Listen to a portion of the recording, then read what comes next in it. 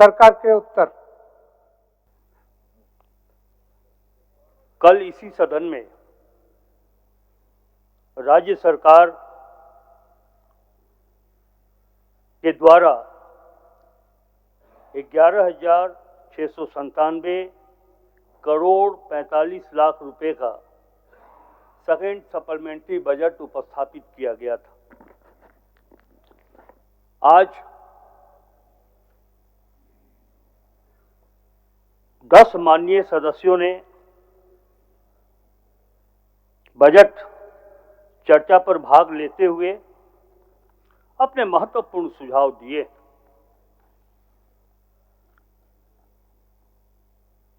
श्री सत्येंद्र तिवारी जी, चुन्ना सिंह जी, नवीन जायसवाल जी, राजेश कच्छप जी, Shri D Mahato जी, श्री सरयू राय जी, श्री अमित महतो जी, श्री अमित कुमार यादव, श्री निर्मल महतो जी, श्री जयराम महतो जी ने काफी बहुमूल्य सेकेंड सप्लीमेंट्री पर अपने विचार को व्यक्त किया है।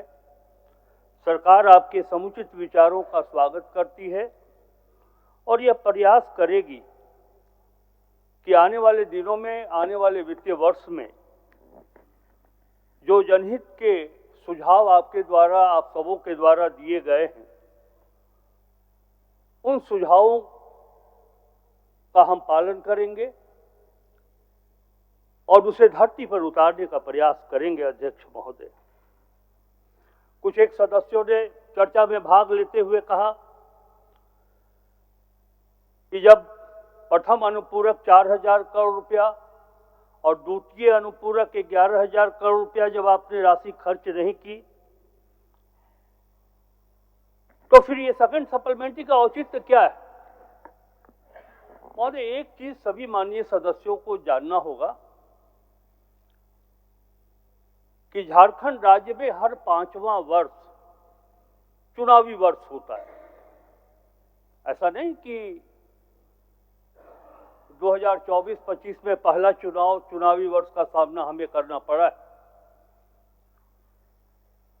2019 में भी, 2014 में भी, 2009 में, 2005 में, 2000 में। और चुनावी वर्ष में सभी को पता है कि लगभग लोकसभा का भी चुनाव होता है और विधानसभा का भी चुनाव होता है, और दोनों चुनावों में लगभग 5 महीने आदर्श आचार संहिता में निकल जाते हैं।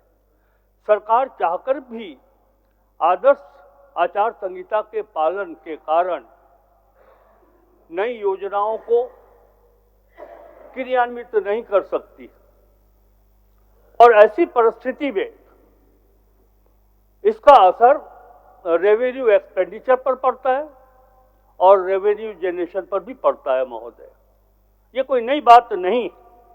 फिर भी आप देखेंगे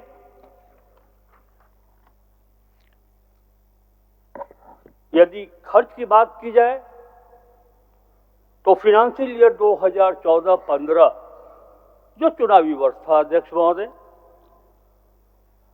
इसमें 4,668 करोड़ रुपया नवंबर महीना जो चुनाव का महीना था खर्च हुआ है। फिर 2019-20 में चुनावी वर्ष हुआ, 22,780.56 करोड़ रुपए खर्च हुए, और 2024-25 में झारखंड सरकार ने 36,795 रुपया खर्च की। ये उपलब्धि है हेमंत सोरेन सरकार की और हमारे राज्य के वित्त विभाग से जुड़े हुए पदाधिकारियों की, दूसरे विभाग के जुड़े हुए अधिकारियों की। महोदय, ये बड़ा मुश्किल काम है। महोदय, मैं आपको आपके माध्यम से सदन को ये बताना चाहता हूं कि जहां तक रेवेन्यू कलेक्शन की बात है, ये जानकर खुशी होगी कि 2024-25 में हमारा बजट 1,28,900 करोड़ रुपए की थी है, और चुनावी वर्ष होने के बाद भी राज्य सरकार ने कुशल वित्तीय प्रबंधन के कारण लगभग 42% रेवेन्यू का सृजन किया है। ये एक बहुत बड़ी उपलब्धि की बात है। ये प्रदर्शित करता है राज्य सरकार का जो फाइनेंशियल मैनेजमेंट है वो कैसा है। और आप पिछले 2019 में देख लेंगे तो ये अचीवमेंट आपका कम था। मैं महोदय कुछ बात जरूर कहना चाहता हूं। लोगों ने कहा कि पैसे कहां से आएंगे, पैसे क्यों आएंगे। कटौती प्रस्ताव प्रस्तुत करते हुए हमारे सम्मानित विधायक सत्येंद्र तिवारी जी ने भी कई टिप्पणी की है। मैं आपको बताता हूं महोदय, 1697.45 करोड़ रुपए प्रत्यार्पण पर नहीं है। ये सरकार के संकेत पर यह सरेंडर नहीं हुआ है अध्यक्ष महोदय। क्योंकि चुनावी वर्ष होने के कारण वैसे विभाग जो खर्च नहीं कर पाए थे, उन्होंने इच्छा जताई कि ये पैसा हम खर्च 31 मार्च तक नहीं कर पाएंगे। तब सरकार ने उनसे ये राशि ली है। क्या करती सरकार?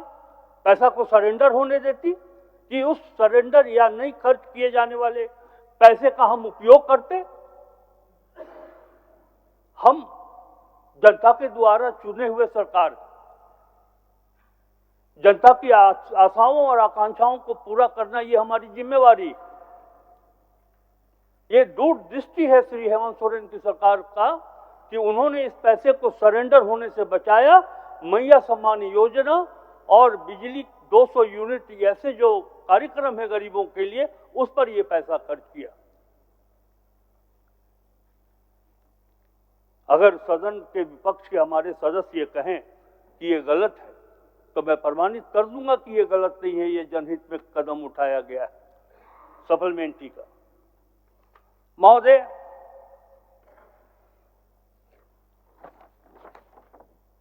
माननीय नवीन जायसवाल जी ने भी कहा कि सरेंडर हुआ। आप अपने वित्तीय वर्ष को देख लीजिए जब आप सत्ता में थे। 18-19 में, हाँ, मैं बहुत गर्व से कह रहा हूं, मैं था और आप लोग मुझको पचा नहीं पाए।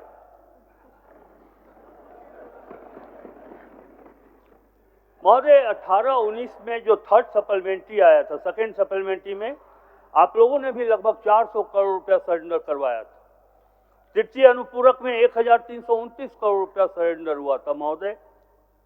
और वित्तीय वर्ष 2019-20 में फर्स्ट सप्लीमेंट्री में 1165 करोड़, सेकेंड सप्लीमेंट्री में 2980 करोड़ और थर्ड सप्लीमेंट्री में 389 करोड़ रुपया।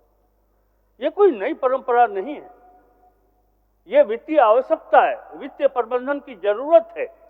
हम अपने पैसे को जनता के हित में लगाएं और खर्च करें। महोदय, मैं उस पर बहुत चर्चा नहीं करना चाहूंगा।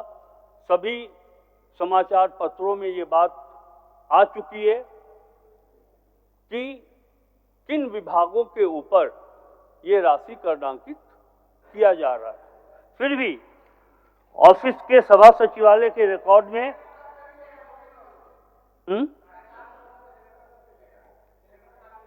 महोदय,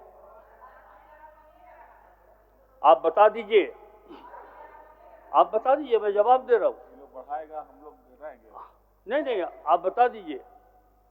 450 में जो सिलेंडर पहले उसका हिसाब दीजिए, जिसे आप मैया समान योजना को जो आप कह रहे हैं कि ये प्रसाद बांटा गया, आप उसका जवाब दीजिए कि गैस का चूल्हा देकर आज गांव में चले जाइए, वो सारे गैस के चूल्हे बोरा में बंद पड़ा हुआ है, कोई उपयोग नहीं हो रहा है।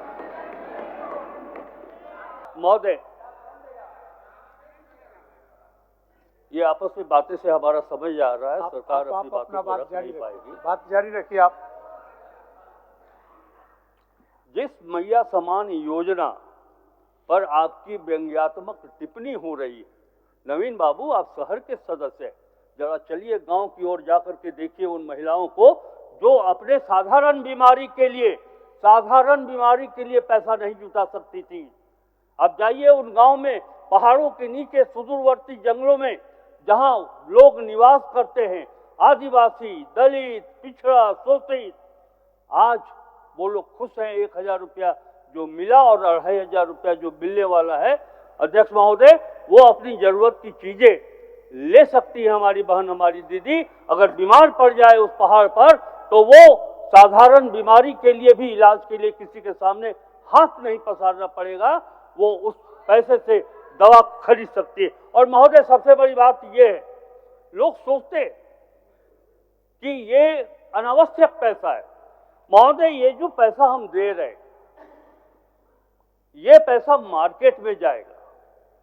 हमारी दीदी, हमारी बहनें ये पैसे से जो सामान खरीदेंगी वो बाजार में जाएगा, और उस बाजार में जो सेलर होगा, जो विक्रेता होगा, अंतिम रूप से वो पैसा राज्य सरकार को टैक्स के रूप में, जीएसटी के रूप में वो पैसा पुनः राज्य सरकार के खजाने में आएगा। इसलिए मैं कहता हूं कि ये दोनों, इससे नीरा जी आप मंत्री रह चुकी हैं। नीरा जी, मैं तो अब बैठ जाइए मीरा जी बैठिए। आदरणीय बाबूलाल जी से अनुरोध है, कि जब बुलवाना था, नीरा जी इतना बढ़िया बोलती हैं तो आप उनको समय क्यों नहीं दे दिए? नहीं, ये बात महोदय सेकंड सप्लीमेंट्री की बात हो रही है, तो मैं ये बात इसलिए कह रहा हूं, ये आप अपना बोलिए। तो जब मूल बजट आएगा 25-26 का, तो इसका जवाब भी सरकार देगी, हम लोग देंगे जवाब आपको। महोदय, क्योंकि सभा सचिवालय के प्रोसीडिंग में ये बात आ जाए, सरकार की ओर से महिला बाल विकास 6,390 करोड़ रुपया, ऊर्जा 2,597 करोड़ रुपया, गृह कारा 445 करोड़ रुपये, स्कूली शिक्षा के लिए 574 करोड़ रुपये 91 लाख, कृषि पशुपालन के लिए 255 करोड़ 89 लाख रुपए, ग्रामीण विकास 194 करोड़ 28 लाख रुपए। महोदय, इसी तरह से पथ निर्माण विभाग 170 करोड़ रुपए, 15,50,000 स्वास्थ्य विभाग के लिए 144 करोड़ 43 लाख रुपए। महोदय, इसी तरह से ये पैसे की व्यवस्था की गई है सेकंड सप्लीमेंट्री के माध्यम से। एक बात मैं कहना चाहता हूं महोदय, कि इस राज्य का निर्माण 2000 में हुआ था, बीजेपी की सरकार थी, और 2005 में भी बीजेपी की सरकार थी। महोदय, इस राज्य में कुल 13 वर्ष और 62 दिन भारतीय जनता पार्टी की सरकार रही। हमारे यहाँ ठीक ही कहा, किसी हमारे सदस्य कह रहे थे, शायद अमित महतो जी, कि जब झारखंड बाल काल में था, जब उसको जरूरत थी सींचने की, क्या नीति आपने बनाया है? क्या वित्तीय प्रबंधन की बात आप लोगों ने की थी? और पहले सुन लीजिए नीरा जी, नीरा जी पहले सुन लीजिए, आप भी बोलेंगी तो हम और प्रदीप जी कम बोलने वालों में से नहीं हैं। अध्यक्ष महोदय, मैं ये कह रहा था कि 13 वर्ष सरकार में आप बैठे, उस समय झारखंड बच्चा था। झारखंड को सिंचने का काम उसी वक्त था महोदय, झारखंड को सींचने का काम उसी वक्त था जब विपक्ष मेरा चेहरा देखकर बोलेगा तो मैं भी विपक्ष के सदस्यों का चेहरा देखकर ही बोलूंगा। नीरा जी आसन की तरफ नहीं देखकर बोल रही। महोदय, उस समय ग्रामीण अर्थव्यवस्था की मजबूती के लिए कोई काम नहीं किया आप लोगों ने, कोई वित्तीय व्यवस्था आप लोगों ने नहीं की। आज यही कारण है कि झारखंड के ग्रामीण क्षेत्र में जो अर्थव्यवस्था है, चाहे वो एलाइड एग्रो सेक्टर की बात हो, चाहे मत्स्य पालन की बात हो, चाहे दुग्ध उत्पादन की बात हो, चाहे इन सब चीजों की व्यवस्था करके रोजगार देने की बात हो, क्या आप लोगों ने मैनेजमेंट किया था? नीरा जी, बाबूलाल जी बगल में हैं। मैं भटकना नहीं चाह रहा। आदरणीय बाबूलाल जी बगल में हैं। आदरणीय अध्यक्ष महोदय। बाबूलाल जी बगल में है। अध्यक्ष महोदय, अब नीरा जी को जवाब देना, महिला हैं, इस किसके कार्यकाल में हुआ था?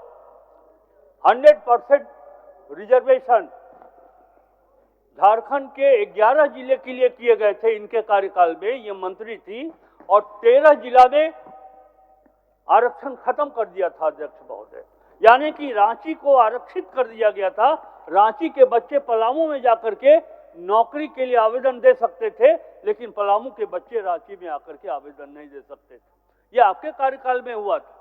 पलामू के 512 पारा शिक्षकों को आपने अवैध बना करके उनको बेरोजगार कर दिया। ये नीरा जी के समय में हुआ था। महोदय, एक तरफ राज्य का उग्रवादी संस्था जो ग्रामीण क्षेत्रों में एमसीसी की पढ़ाई कराता था, जहां जरूरत थी शिक्षा को और विकसित करने के लिए, नीरा जी आप मंत्री थी, और वैसे स्कूलों को इन लोगों ने मर्ज कर दिया, जिसका प्रतिफल ये हुआ कि हमारे बच्चे पढ़ने से वंचित हो गए। अध्यक्ष महोदय, बैठिए। अध्यक्ष महोदय, पहले का बैठिए। क्या नैतिकता की बात हो रही है महोदय? क्या नैतिकता की बात हो रही है? आज आप बोलिए अपना। अध्यक्ष महोदय, आज चुनाव जीतकर आप तो समझ रहे हेमंत हैं। सोरेन जी के नेतृत्व में चुनाव जीतकर इतने प्रचंड बहुमत के साथ हम यहाँ बैठे हुए, आप जानते हैं क्यों हार गए? क्यों आपकी संख्या 21 हो गई? महोदय, रात भर आप लोगों ने चुनाव के रात में, भारतीय जनता पार्टी कहती है कि हम विश्व के सबसे बड़े लोकतांत्रिक पार्टी है। इस चुनाव में ग्रामीण क्षेत्रों में आपने क्या किया है? रात भर कैसे आप लोगों ने वोट लेने की बात कही है? ये बात किसी से छिपी हुई नहीं है। महोदय, बैठे बोलने महोदय, दीजिए। सरकार का उत्तर सुनिए। सरकार का उत्तर आप सारे लोगों का जवाब दे रहे हैं। महोदय, सारी नैतिकता इन लोगों ने खत्म कर दी। रात भर इनके कार्यकर्ता विकास योजनाओं पर निर्भर करके वोट नहीं मांग रहे थे और दूसरे अनैतिक मीन्स को लगा करके और रात भर ये लोग वोट खरीद रहे थे। ये तो झारखंड की जनता, ये झारखंड की जनता है कि झारखंड की जनता 450 करते करते आप 4 पर उतर जाइएगा। आज 21 है। मैं कहना चाहता हूं, अभी राज्यपाल के अभिभाषण में आदरणीय बाबूलाल जी आदिवासियों की बड़ी चिंता कर रहे थे। आप स्वयं आदिवासी हैं, आप आदिवासी के आरक्षित सीटों पर चुनाव नहीं लड़ पाए, आप जनरल सीट पर जाकर के चुनाव लड़े। आप बताइए, कोई नैतिक अधिकार है क्या आदिवासियों के संदर्भ में, उसके विकास के बारे में बात कहने की? महोदय, इस राज्य में हिंदू, मुस्लिम, सिख, ईसाई सब एक साथ रहते हैं महोदय। ये आसाम नहीं है, ये मणिपुर नहीं है, ये नागालैंड नहीं है, ये झारखंड है महोदय। महोदय, क्या कहा आपने? आप डेवलपमेंट पे बात कह करके नहीं वोट मांगे, आप किसी दूसरे चीजों पर, सिंचाई की व्यवस्था कैसे सुदृढ़ हो, वो आपके नारे में नहीं था। कैसे जल स्तर को हम मजबूत करें, ये आपके नारे में नहीं था। क्या नारा था? कि घुसपैठी। महोदय, आपको जानकर आश्चर्य होगा कि पूरे 5 वर्षों के दरमियान हेमंत सोरेन जी के कार्यकाल में सिर्फ घुसपैठी का 3 केस दर्ज हुआ है, और वो भी 2 रांची में और 1 संथाल परगना में।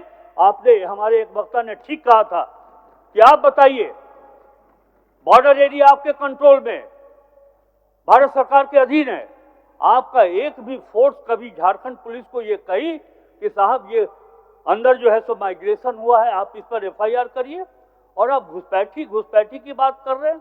मात्र रजिस्टर्ड 3 केस हुआ है माइग्रेशन का बांग्लादेश से, और आप नारा लगा दिए घुसपैठी। ये तो जनता, नवीन जायसवाल जी ने कहा कि ये पार्ट 2 है। नवीन जायसवाल जी, मैं अपनी बातों को इसलिए समाप्त कर रहा हूं कि जो फिनेंशियल इश्यूज हैं वो आप लोगों के समझ से परे की बात है। आप लोगों ने ऐसा मुझको दिग्भ्रमित कर दिया, लगा कि हम राज्यपाल जी के अभिभाषण पर चर्चा कर रहे हैं। आप फिनेंशियल इशू पर कभी, आप लोगों ने जो स्पीच किया अभी, कहीं ना कोई सुझाव दिया। कैसे होगा? कहीं कोई खामी की बात नहीं की। महोदय मैं ये कहना चाहता हूं, अभी इन्होंने कहा कि पार्ट 1 में 56 आए हैं महोदय, पार्ट 2 में नवीन जायसवाल जी 112 आएंगे, जबकि सीट नहीं है 112 का। पार्ट 1 में तो 56 आए हैं। वो पार्लियामेंट के लिए बोलेंगे, जरूर बोलेंगे पार्लियामेंट के लिए। छोड़िए, चलिए माननीय मंत्री जी महोदय मैं बैठे, आप अंतिम में सुनिए। महोदय मनोज मैं बाबू कटौती प्रस्ताव को प्रस्तुत करने वाले सदस्य श्री सत्येंद्र तिवारी जी से आग्रह करूंगा कि वो राज्य हित में, झारखंड के 3.5 करोड़ जनता के हित में वो अपना कटौती प्रस्ताव वापस ले और सेकंड सेटलमेंटिंग को पारित करे।